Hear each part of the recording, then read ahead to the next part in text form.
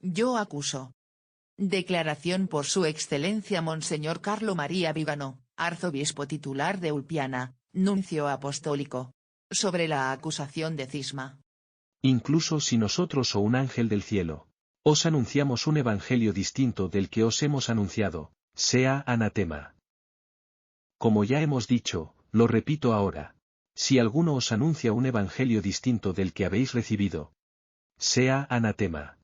Carta a los Gálatas capítulo 1 versículos de 8 y 9. Cuando pienso que estamos en el Palacio del Santo Oficio, que es testigo excepcional de la tradición, y de la defensa de la fe católica, no puedo evitar pensar que estoy en casa, y que soy yo, a quien llamáis el tradicionalista, que debería juzgarte. Así, en 1979, el arzobispo Marcel Lefebvre fue convocado al antiguo Santo Oficio, en presencia del prefecto cardenal Seper y otros 2 prelados. Como dije en la declaración del pasado 20 de junio, no reconozco la autoridad del tribunal que pretende juzgarme, ni la de su prefecto, ni la de quien lo designó. Esta decisión mía, ciertamente dolorosa, no es fruto de prisas ni de espíritu de rebelión, más bien dictado por la necesidad moral que como obispo, y sucesor de los apóstoles me obliga en conciencia a dar testimonio de la verdad, es decir de Dios mismo, de nuestro Señor Jesucristo. Afronto esta prueba con la determinación que nace de saber que no tengo motivos para considerarme separado de la comunión con la Santa Iglesia y con el Papado, al que siempre he servido con filial devoción y fidelidad. No podía concebir un solo momento de mi vida fuera de esta única arca de salvación, que la providencia ha constituido como cuerpo místico de Cristo, en sumisión a su divina cabeza y a su vicario en la tierra. Los enemigos de la Iglesia Católica temen el poder de la gracia que actúa a través de los sacramentos, y especialmente el poder de la Santa Misa, un terrible catecón que frustra muchos de sus esfuerzos, y gana para Dios muchas almas que de otro modo estarían condenadas. Y es precisamente esta conciencia del poder de la acción sobrenatural del sacerdocio católico en la sociedad la que está en el origen de su feroz hostilidad hacia la tradición. Satanás y sus secuaces saben muy bien qué amenaza representa la única iglesia verdadera para su plan anticristo. Estos subversivos a quienes los romanos pontífices denunciaron valientemente como enemigos de Dios, de la iglesia y de la humanidad son identificables en la inimica vis, la masonería. Se infiltró en la jerarquía y logró hacerla deponer las armas espirituales que tenía a su disposición, abriendo las puertas de la ciudadela al enemigo en nombre del diálogo y de la fraternidad universal, conceptos intrínsecamente masónicos. Pero la Iglesia, siguiendo el ejemplo de su divino fundador, no dialoga con Satanás, lo combate. Las causas de la crisis actual.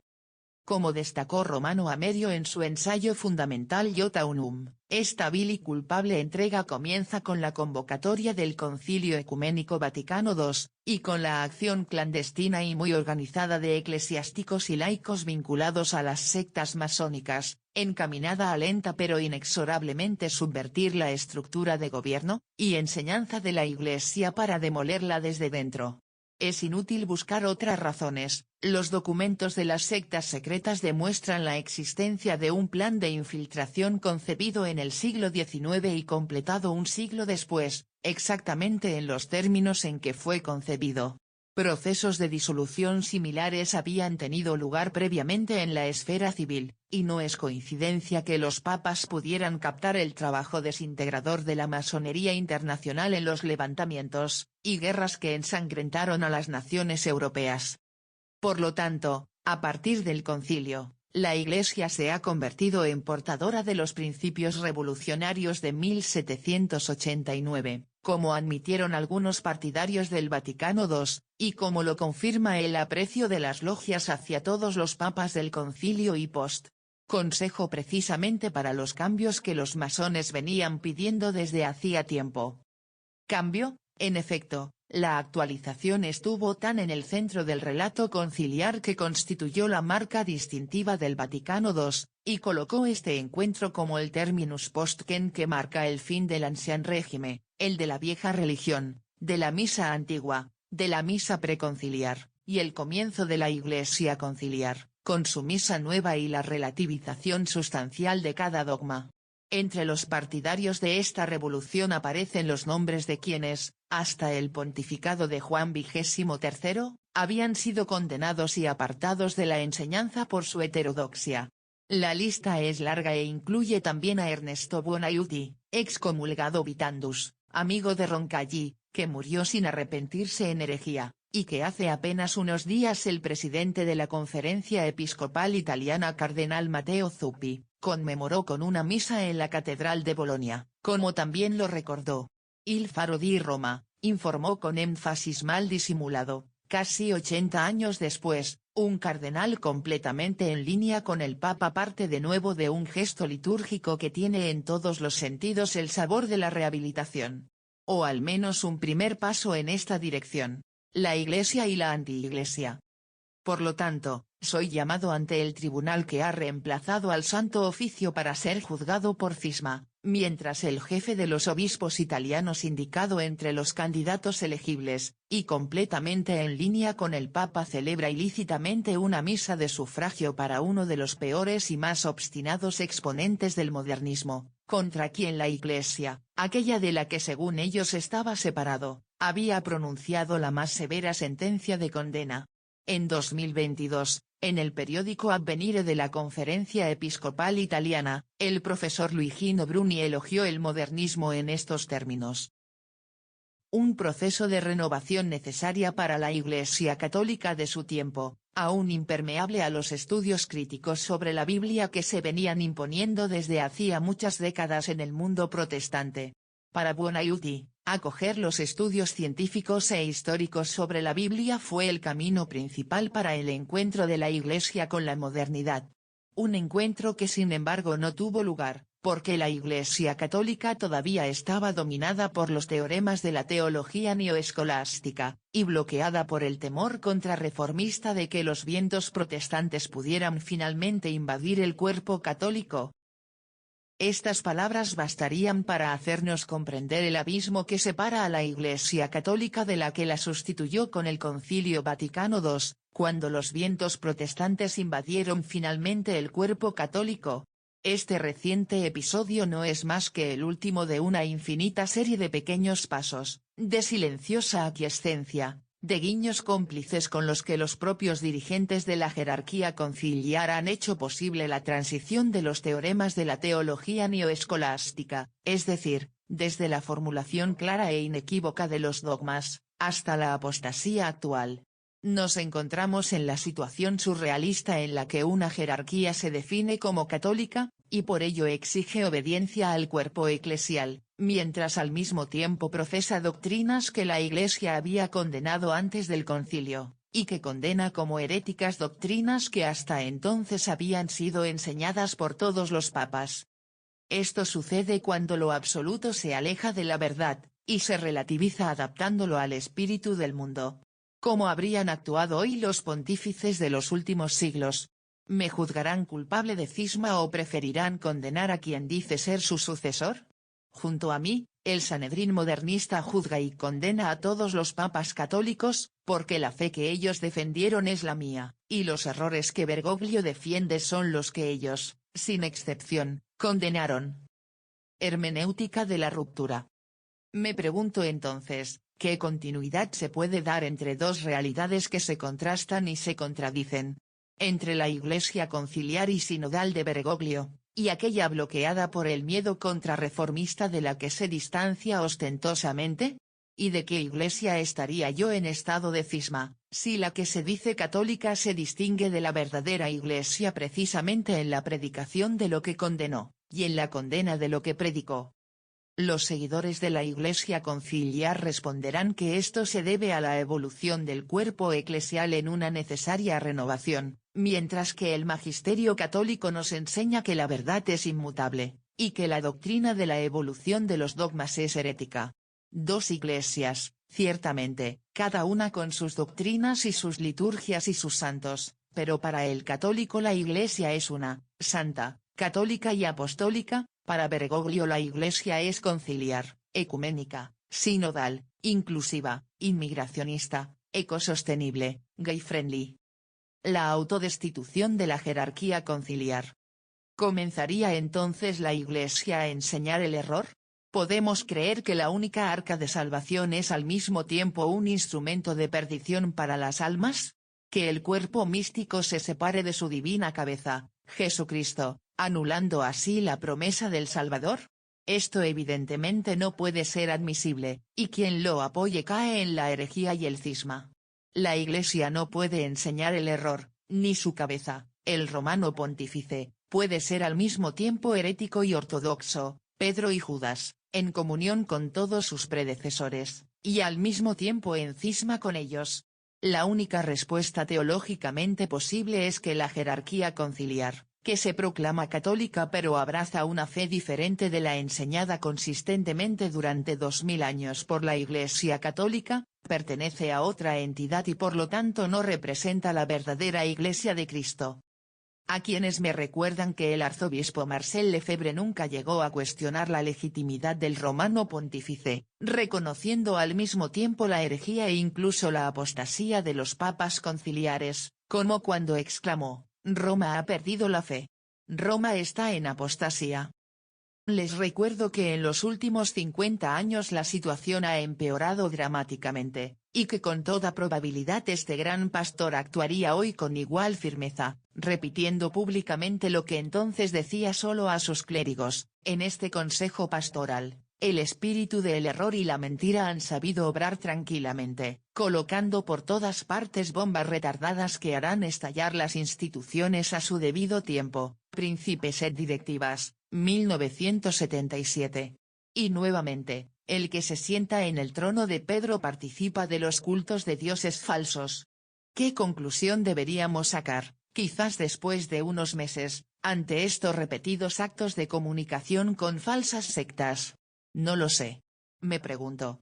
Pero es posible que nos veamos obligados a creer que el Papa no es Papa, porque a primera vista me parece, todavía no quiero decirlo de manera solemne y pública, que eso es imposible para alguien quien es pública y formalmente un hereje para ser Papa. 30 de marzo de 1986. ¿Cómo entender que la Iglesia sinodal y su líder Bergoglio no profesen la fe católica? Desde la adhesión total e incondicional de todos sus miembros a una multiplicidad de errores y herejías ya condenadas por el magisterio infalible de la Iglesia católica, y desde el rechazo ostentoso de cualquier doctrina, precepto moral, acto de culto y práctica religiosa que no esté sancionado por su consejo. Ninguno de ellos puede suscribir en conciencia la profesión de fe tridentina y el juramento antimodernista, porque lo que ambos expresan es exactamente lo contrario de lo que insinúa y enseña el Vaticano II y el llamado magisterio conciliar. Dado que no es teológicamente sostenible que la Iglesia y el papado sean instrumentos de perdición más que de salvación, debemos necesariamente concluir que las enseñanzas heterodoxas transmitidas por la llamada Iglesia conciliar, y los papas del concilio desde Pablo VI en adelante constituyen una anomalía que pone seriamente en duda la legitimidad de su autoridad docente y de gobierno. El uso subversivo de la autoridad. Debemos entender que el uso subversivo de la autoridad en la Iglesia encaminado a su destrucción, o transformación en una Iglesia distinta a la deseada y fundada por Cristo, constituye en sí mismo un elemento suficiente para anular la autoridad de este nuevo sujeto que maliciosamente impuso sobre la Iglesia de Cristo, usurpando su poder. Por eso no reconozco la legitimidad del dicasterio que me persigue. Las formas en que se llevó a cabo la acción hostil contra la Iglesia católica confirman que fue planificada y deseada, porque de lo contrario quienes la denunciaron habrían sido escuchados, y quienes cooperaron con ella se habrían detenido inmediatamente. Por supuesto, a los ojos de la época, y de la formación tradicional de gran parte de los cardenales, obispos y clero, el escándalo de una jerarquía que se contradecía parecía ser de tal enormidad que indujo a muchos prelados y clérigos a no quiero creer posible que los principios revolucionarios y masónicos puedan encontrar aceptación y promoción en la Iglesia. pero este fue precisamente el golpe maestro de Satanás, como lo definió Monseñor Lefebvre, que supo aprovechar el respeto connatural, y el amor filial de los católicos hacia la sagrada autoridad de los pastores para inducirlos a anteponer la obediencia a la verdad, tal vez esperando que el futuro papa podría de alguna manera remediar el desastre que ya se había producido y cuyos resultados perturbadores ya podían preverse. Esto no sucedió, aunque algunos valientemente dieron la voz de alarma. Y yo mismo me cuento entre los que en aquella fase turbulenta no se atrevieron a oponerse a errores y desviaciones que aún no habían revelado plenamente su valor destructivo. Con esto no quiero decir que no vislumbré lo que estaba pasando, sino que no encontré, debido al intenso trabajo y a las tareas integrales de carácter burocrático y administrativo al servicio de la Santa Sede, las condiciones comprender la gravedad sin precedentes de lo que estaba sucediendo ante nuestros ojos. La pelea. La ocasión que me llevó a chocar con mis superiores eclesiásticos comenzó cuando fui delegado para las representaciones pontificias, luego secretario general de la Gobernación, y finalmente nuncio apostólico en los Estados Unidos. Mi guerra contra la corrupción moral y financiera desató la furia del entonces secretario de Estado, cardenal Tarcisio Bertone, cuando, de acuerdo con mis competencias como delegado para las representaciones pontificias, denuncié la corrupción del cardenal Carrick, y me opuse a su ascenso al episcopado de los candidatos corruptos e indignos presentados por el secretario de Estado, que me hizo trasladar a la gobernación, porque le impidí nombrar los obispos que quería. Siempre fue Bertone, con la complicidad del cardenal Lajolo, quien obstaculizó mi trabajo encaminado a combatir la corrupción generalizada en la gobernación, donde ya había obtenido resultados importantes que superaban todas las expectativas. Fueron nuevamente Bertone y Lajolo quienes convencieron al Papa Benedicto para que me expulsara del Vaticano y me enviara a los Estados Unidos. Aquí me encontré teniendo que afrontar los viles acontecimientos del cardenal Carrick, incluidas sus peligrosas relaciones con representantes políticos de la administración Obama-Biden y a nivel internacional, que no dudé en denunciar al secretario de Estado Parolin, quien los tomó en serio. Consideración. Esto me llevó a considerar de otra manera muchos acontecimientos que había presenciado durante mi carrera diplomática y pastoral, para captar su coherencia con un proyecto único que por su naturaleza no podía ser ni exclusivamente político ni exclusivamente religioso, ya que incluía un ataque global sobre la sociedad tradicional basada en la enseñanza doctrinal, moral y litúrgica de la Iglesia. La corrupción como herramienta de chantaje. Así, del estimado nuncio apostólico para quien el otro día el propio cardenal Parolin reconoció en mi lealtad, honestidad, corrección y eficiencia ejemplares, me convertí en un arzobispo inconveniente, no solo por haber pedido justicia en los procesos contra prelados corruptos, sino también y sobre todo por haber dado una interpretación que muestra cómo la corrupción en la jerarquía era una premisa necesaria para controlarla, maniobrarla y obligarla mediante chantaje a actuar contra Dios, contra la Iglesia y contra las almas. Y este modus operandi, que la masonería había descrito detalladamente antes de infiltrarse en el organismo eclesial, refleja el adoptado en las instituciones civiles, donde los representantes del pueblo, especialmente en los niveles más altos, son en gran medida chantajeables porque son corruptos y pervertidos. Su obediencia a los engaños de la élite globalista lleva a la gente a la ruina, la destrucción, la enfermedad, la muerte, y a la muerte no solo del cuerpo, sino también del alma. Porque el verdadero proyecto del nuevo orden mundial, al que Bergoglio está subordinado y del que extrae su legitimidad de los poderosos del mundo, es un proyecto esencialmente satánico, en el que la obra de la creación del Padre, la redención del Hijo y la santificación del Espíritu Santo es odiada, anulada y falsificada por la simia Dei y sus servidores. Si no hablas, las piedras gritarán.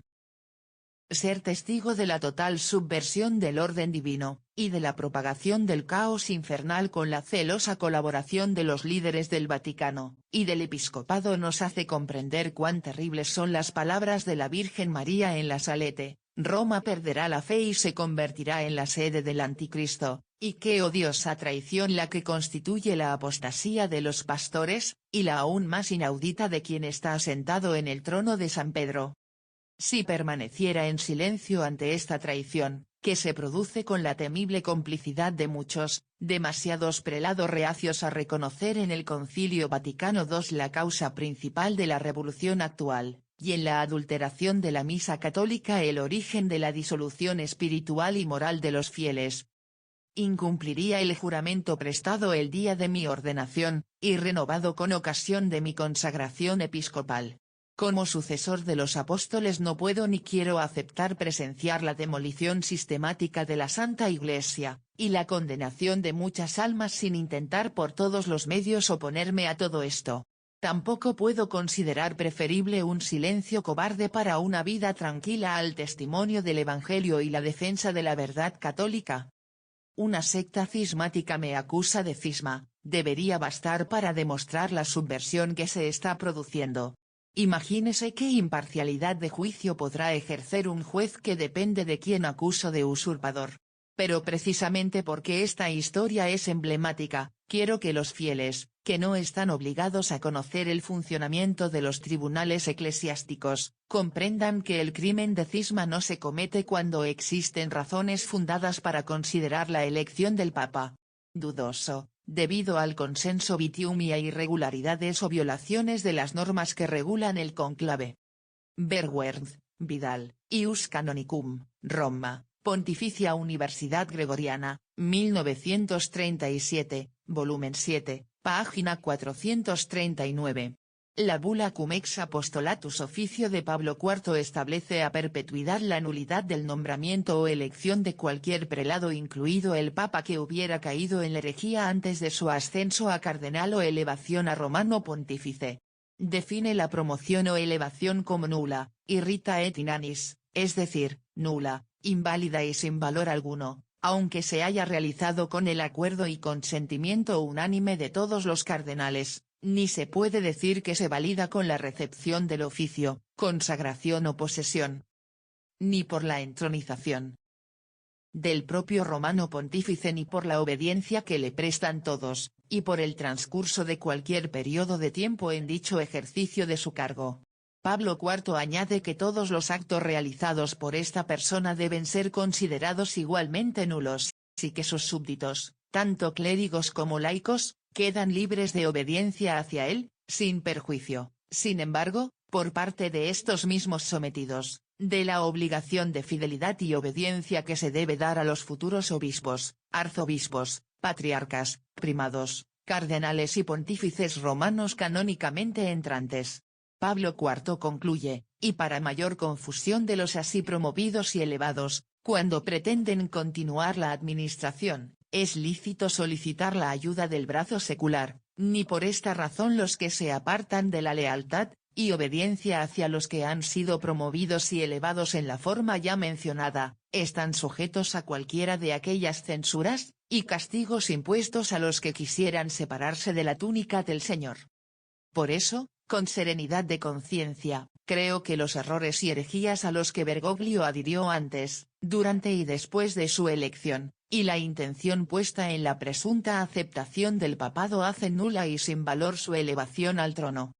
Si todos los actos de gobierno y enseñanza de Jorge Mario Bergoglio, en contenido y forma, resultan ajenos e incluso en conflicto con lo que constituye la acción de cualquier papa, si incluso un simple creyente e incluso un no católico comprenden la anomalía del papel que Bergoglio está desempeñando en el proyecto globalista y anticristiano llevado a cabo por el Foro Económico Mundial, las agencias de la ONU, la Comisión Trilateral, el Grupo Bilderberg, el Banco Mundial y de todas las demás ramificaciones en expansión de la élite globalista, esto no demuestra en lo más mínimo mi deseo de cisma al resaltar y denunciar esta anomalía.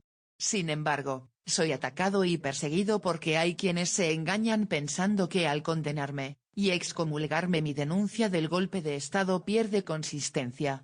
Este intento de silenciar a todos no resuelve nada y, de hecho, hace más culpables y cómplices a quienes intentan ocultar o minimizar la metástasis que está destruyendo el cuerpo eclesial.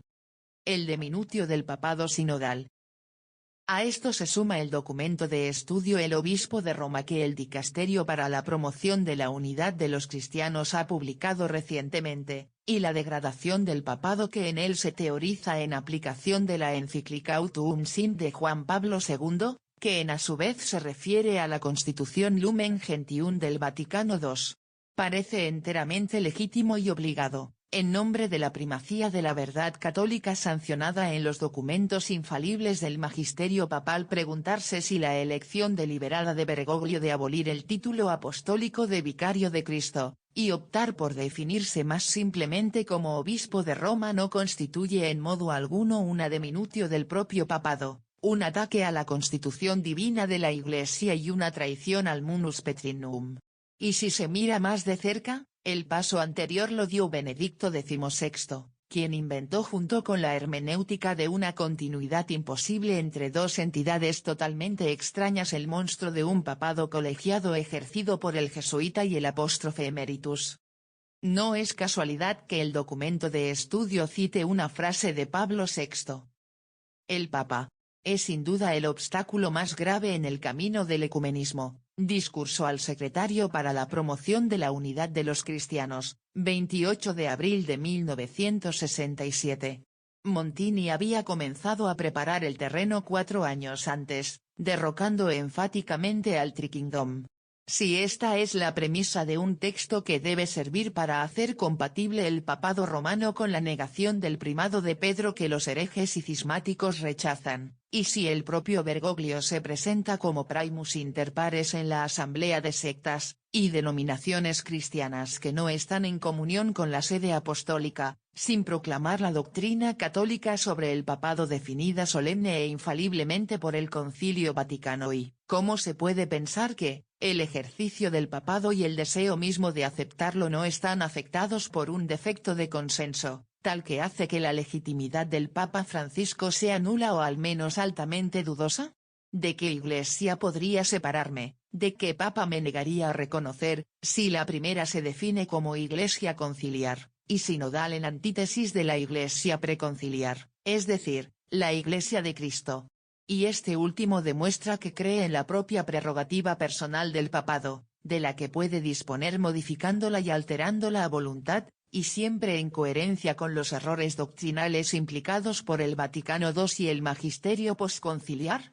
Si el papado romano, el papado, por así decirlo, de Pío IX, León XIII, Pío Bergoglio, ¿de qué otra manera podría materializarse este diálogo, sino eliminando aquellos elementos que hacen que el papado sea incompatible con él, y por lo tanto alterándolo de una manera completamente ilegítima e inválida? El conflicto de muchos hermanos y fieles.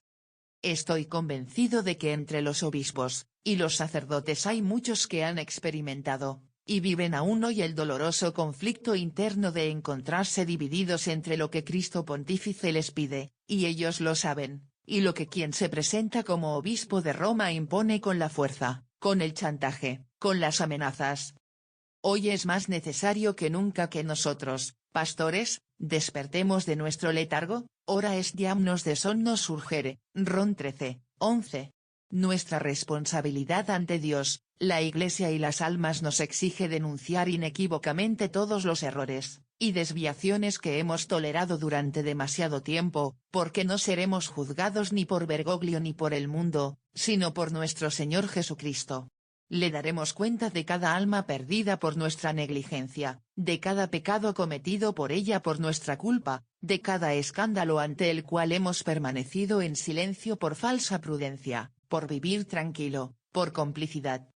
El día en que debo presentarme para defenderme ante el Dicasterio para la doctrina de la fe, he decidido hacer pública esta declaración mía, a la que agrego una denuncia de mis acusadores, de su consejo y de su papa. Ruego a los santos apóstoles Pedro y Pablo, quienes consagraron con su propia sangre la tierra del alma urbe, para que intercedan ante el trono de la divina majestad, para que obtengan que la Santa Iglesia sea finalmente liberada del asedio que la eclipsa y de los usurpadores que la humillan, convirtiendo a la Domina Gentium en sierva del plan anticristo del nuevo orden mundial. En defensa de la Iglesia. La mía, pues, no es una defensa personal, sino de la Santa Iglesia de Cristo, en la que fui constituido obispo y sucesor de los apóstoles, con el mandato preciso de salvaguardar el depósito de la fe y predicar la palabra, insistiendo en las importunidades oportunas, reprender, exhortar con toda paciencia y doctrina. 2 Tim 4, 2. Rechazo firmemente la acusación de haber rasgado el manto inútil del Salvador, y de haberme sustraído de la autoridad suprema del Vicario de Cristo, para separarme de la comunión eclesial con Jorge Mario Bergoglio. Primero tendría que haber estado en comunión con él, lo cual no es posible ya que el propio Bergoglio no puede ser considerado miembro de la Iglesia, debido a sus múltiples herejías y a su manifiesta alienación e incompatibilidad con el papel que inválida e ilícitamente desempeña. Mis acusaciones contra Jorge Mario Bergoglio. Ante mis hermanos en el episcopado y ante todo el cuerpo eclesial, acuso a Jorge Mario Bergoglio de herejía y cisma, y como hereje y cismático pido que sea juzgado, y removido del trono que indignamente ocupa durante más de 11 años.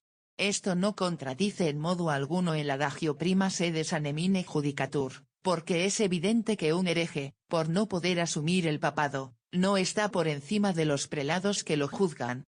Acuso también a Jorge Mario Bergoglio de haber causado, debido al prestigio y autoridad de la sede apostólica que usurpa, graves efectos adversos, esterilidad y muerte en los millones de fieles que siguieron su insistente llamado a someterse a la inoculación de un suero genético experimental, producto con fetos abortivos, lo que llevó a la publicación de una nota indicando su uso como moralmente permitido.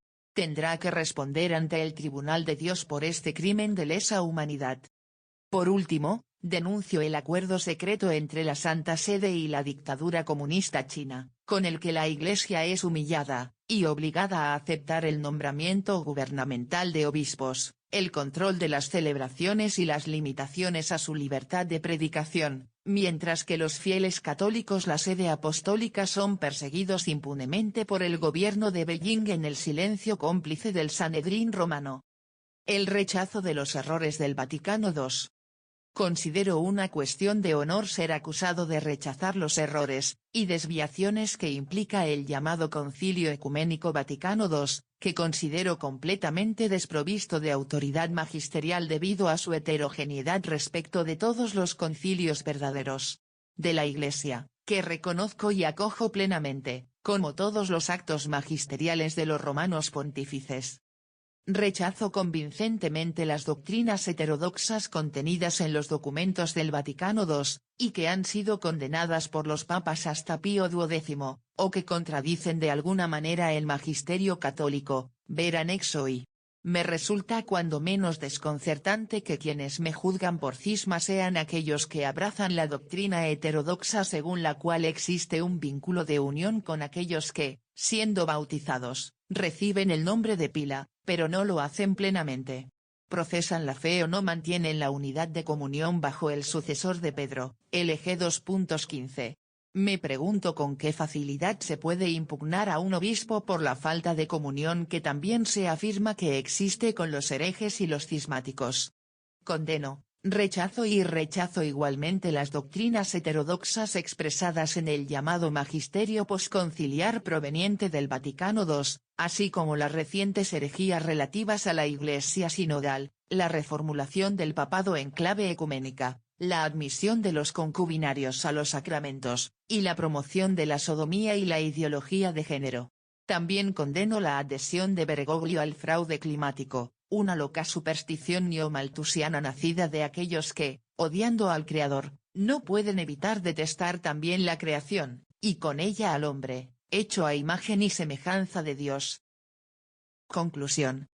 A los fieles católicos, hoy escandalizados y desorientados por los vientos de novedad, y las falsas doctrinas promovidas e impuestas por una jerarquía rebelde al Divino Maestro, les pido que oren y ofrezcan sus sacrificios, y ayunos pro libertate et exaltione sancta matris ecclesia, porque que la Santa Madre Iglesia encuentre su libertad y triunfo con Cristo, después de este tiempo de pasión.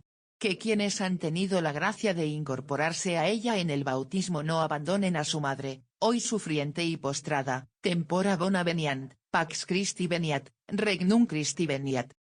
Dado en Viterbo, el día 28 de junio, año del Señor 2024, víspera de los santos apóstoles Pedro y Pablo. Carlo María Vigano, arzobispo.